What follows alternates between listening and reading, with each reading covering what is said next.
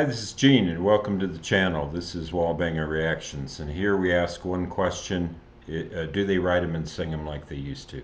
A lot of people, young and old, think the old music is better than the new music, but I'm not so sure. So today I'm going to attempt to react to Arcade Fire SNL. I have a lot of fear that this is going to be blocked. So I've done a couple tricks. I hope that we can enjoy this. And a lot of people are talking about the new Arcade Fire album. I am a fan, and they're completely a 21st century band. They premiered in 2004. So I've read the lyrics in advance so that I might understand this a little bit better. I know it's a song that both Win and Regine sing on, and it's called Lightning Strikes 1 and 2, so it's two parts. So I'm going to stop this video three times to try to help it from being blocked, keep it small in the corner here. So welcome to the channel, and a lot of you have been making suggestions and comments, and I really appreciate it. It's really cool. So let's go ahead and get into this, and then we'll do a deep dive into the lyrics. Once again, Arcade Fire.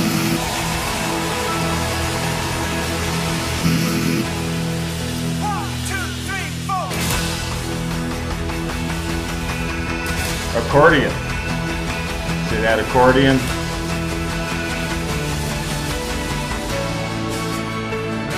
Oh, okay. Nice. Bring it down.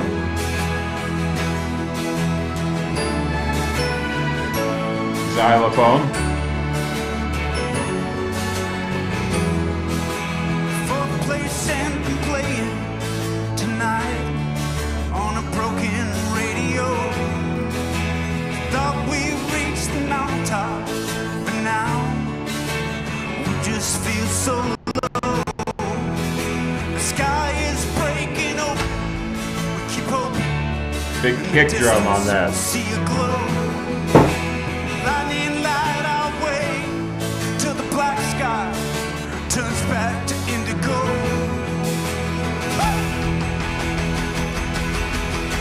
So the way they got xylophone, violin, and accordion, that's one of the great things about Arcade Fire, is all these different elements that they bring in, these different instruments. And the drums, just like I say, there was this one kick, and now I stopped it right at the crescendo. But like I said, I do need to stop the video three times. So let's keep going.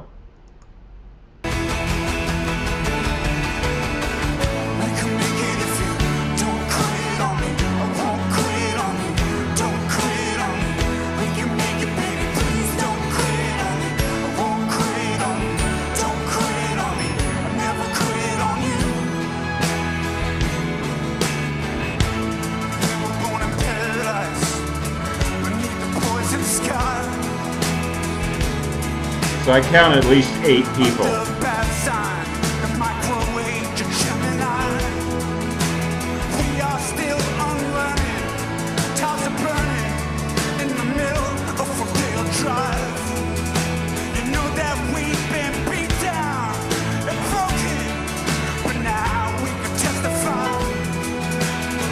Keyboards.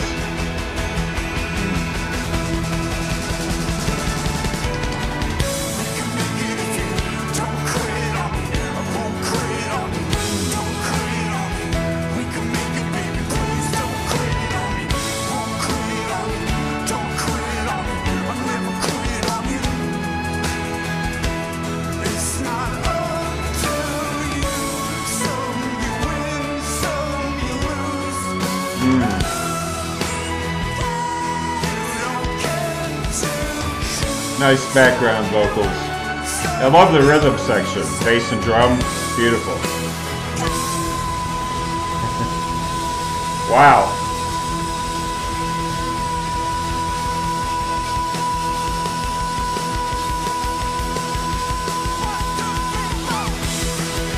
Wow, she really held that note. Did you hear that? Wow, what a bunch of lung power on that. And so obviously we're going into part 2 here, so I thought this would be a good point to stop it. But the accordion gives really nice color to this, and then the rhythm section's great.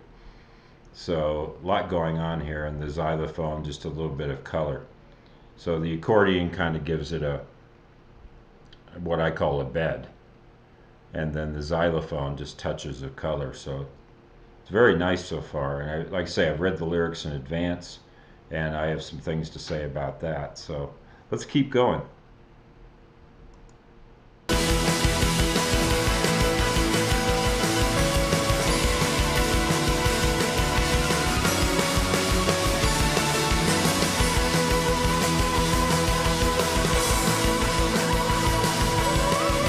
Wow. Woo. I heard the thunder on the blue sky, perfect day. I wonder why. Am I the only one? I heard the thunder and I feel I'm going under. Jesus Christ, wasn't on the sun. A day a week, a month, a year. A day a week, a month, a year. Every second brings me here. A day a week, a month, a year. A day a week, a month, a year. Every second brings me here. Waiting on the lightning, waiting on the lightning, waiting on the light. What will the light bring? I heard the thunder and I thought it was the answer, but I find I got the question wrong. I was trying. Got the question. Regine is really banging on those keys. I love this performance. You know, one thing I'll say quickly is SNL is almost unwatchable now. And one reason, yeah, I'm a person who I saw the very first one. You know, I was sitting at home, I was living with my family, came on, George Carlin hosted, and I saw that, and I've been a fan for many years, but I'd say in the last, I don't know, 4 or 5 years, almost unwatchable. And one reason is that they get really lame music acts on now. They used to be cutting edge. So this is kind of cool. They got these guys on here, and my only criticism is they could maybe turn the light show down a little bit. It's just a little bit much. All the lights, I think. I don't need that much light to be excited by the music. But other than that, this is a really cool performance so far. Let's keep going. But the voice told me to stay. Put the feeling in a song. Day a week, a month, a year. Day a week, a month, a year. Every second brings me here. Day a week, a month, a year. Day a week, a month, a year. Every second brings me here. Waiting on the lightning, waiting on the lightning, waiting on the light. What will the light bring? Waiting on the lightning, waiting on the lightning, waiting on the light. What will the light bring? Wow.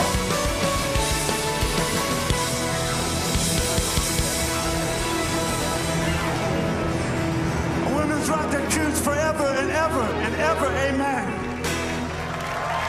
That was ferocious.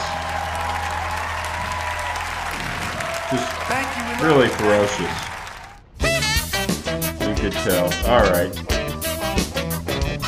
All right, we got to listen to the SNL theme, but you know, and one thing I'll say about these guys, you know, that's so 21st century. No solos, right? That seems to be one of the new aesthetics.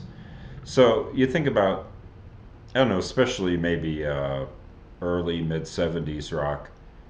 Everybody's noodling, right? Everybody's got a solo, and that was cool back in the day, but then it got a bit much. And so there was this reaction, and there's always something new, and then there's a reaction to that, and there's a new synthesis that comes out of that. So Arcade Fire are, to me, the best example of a band that just never takes a solo. Not really. And so everybody plays together, and it's about the song. And I hear that so much now in so many artists, where there's not really any kind of burning guitar solo or anything like that. It's all about the song. And what can we do to support the song and the mood of the song? So I just think these guys are, I don't know that I would call them innovators, but the best example of that. So let's dive into the lyrics, because like I say, I read them in advance, and I really, really like the lyrics on this song, and I'll try to explain why I like it. I'll make myself a little smaller here. So, and a lot of it I don't understand, but with Arcade Fire, after reading these lyrics, and by the way, I haven't listened to anything by them in probably at least 2 years, 3 years, so I'm pretty familiar with their catalog. But I kind of missed the album before this one, and so I'm way behind on the last two Arcade Fire albums. I'm a person who really liked Neon Bible and the Suburbs. And their lyrics are always sketchy. So we just did a reaction to a band called Black Midi. And everything is so descriptive, storytelling, and you can just imagine every little detail. And then you come to Arcade Fire, and everything is expansive, right? Everything here is just very expansive lyrics where you can put your own meaning into it. So there's no annotation on this because the song is, I guess, too new for people to have commented on. So I'm going to have to do my best on this. But the first line, fourth place anthem playing tonight on a broken radio. So I don't know what a fourth place anthem is or what they mean by that. But when you're fourth place and then you're played on a broken radio, that's a nice 1-2 punch on there, right? Immediately gives you an image of two things that are wrong. Or if not wrong, at least subpar, right? I thought we reached the mountaintop, but now we just feel so low. And there you go. There's that Arcade Fire just giving you feelings and imagery. The sky is breaking open. We keep hoping in the distance we'll see a glow. Lightning, light our way till the black sky turns back to indigo. So the image that gives me is lightning is so quick that the landscape is only lit up for a second or two. So it's just enough light to see your way for a moment. And that obviously is some kind of metaphor for the fact that we get so little light today. I think they're good at conjuring up a lot of good postmodern emotions. So the chorus, the way I look at this, it goes from this broad opening verse to this focus on a relationship. We can make it if you don't quit on me. I won't quit on you. Don't quit on me. We can make it, baby. Please don't quit on me. I won't quit on you. Don't quit on me. I never quit on you. So that's pretty straightforward. So going into the next verse, we were born in paradise beneath a poisoned sky. So there you go. There's one of those juxtapositions. It's a paradise, but the sky is poisoned. So I get that. I get that. That's, like I say, that's just an emotional image. I don't think it means anything specific, but you just read it, you go, wow. Yeah. So we were born beneath a poison sky under a bad sign, the micro age of Gemini. So I don't know if that means that both the people in the relationship were born under the sign of Gemini. I don't know, but it's just a cool line. And we are still unlearning, which is a line I love, because one thing I've learned in life is that you have to unlearn as much as you learn. I've learned a lot of things that are wrong, so I think the unlearning is as important as the learning. And certainly someone like the Buddha would say that, right? So there's a lot of unlearning to do. Tires are burning in the middle of Rodeo Drive.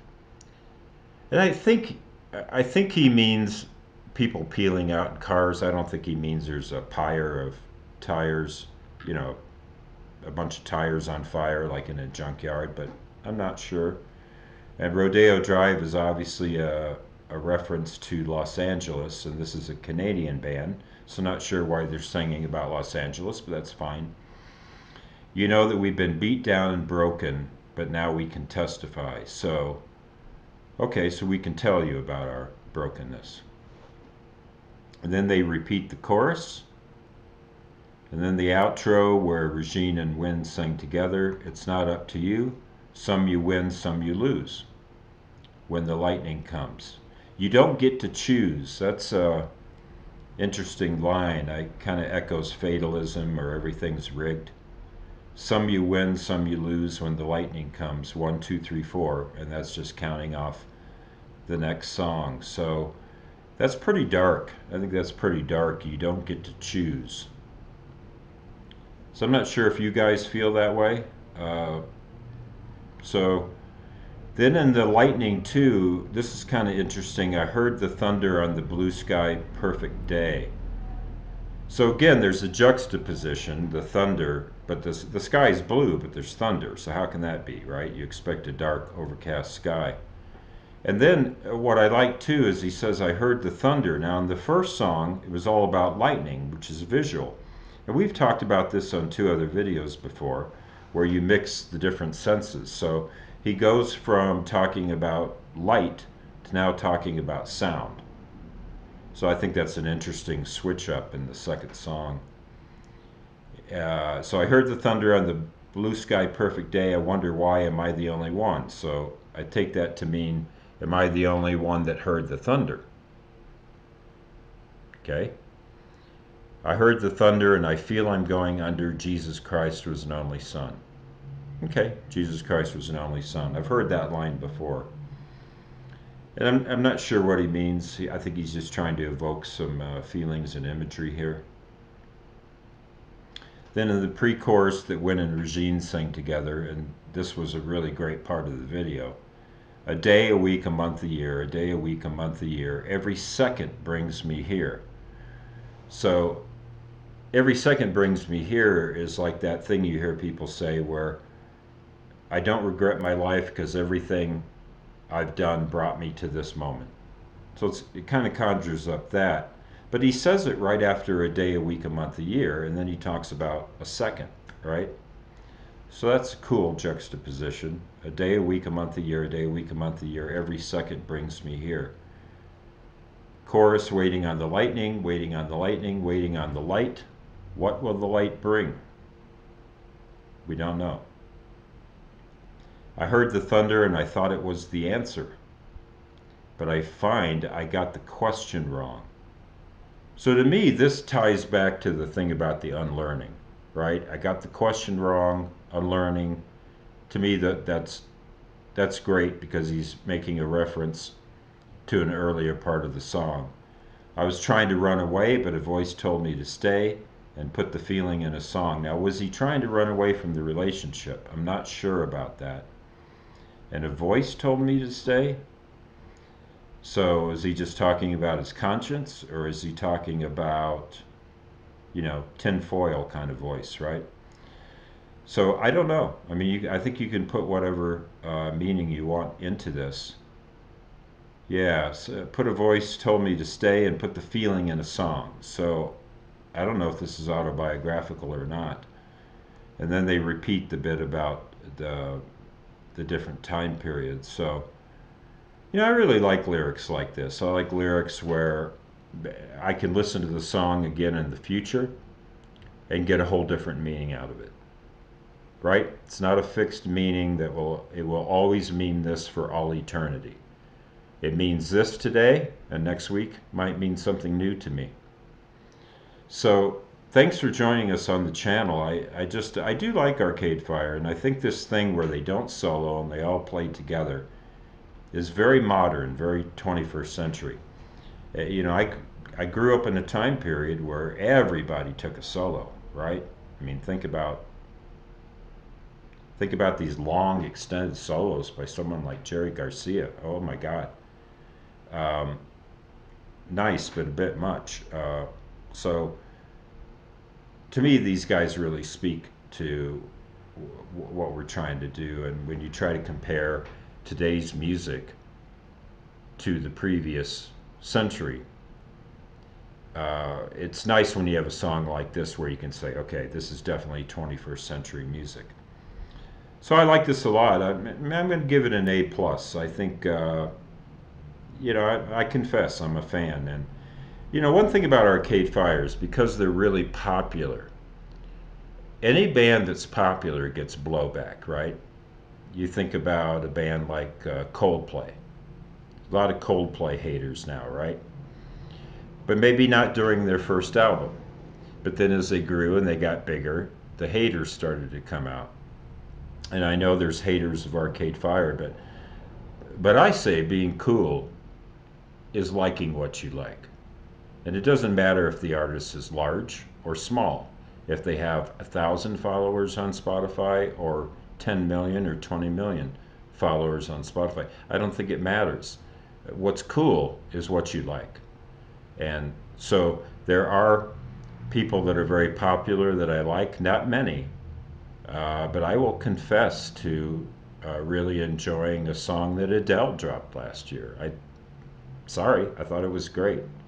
So just because Arcade Fire is popular, I'm not going to join the hater club. I liked him in the beginning. I remember my former wife bought Funeral and brought it home and was raving about the album. She's the one that introduced me to the band, and I liked it. I didn't totally get it, but by the time Neon Bible came out, I was in. I was in with both feet. So thank you for joining me, and I look forward to your comments and your further suggestions.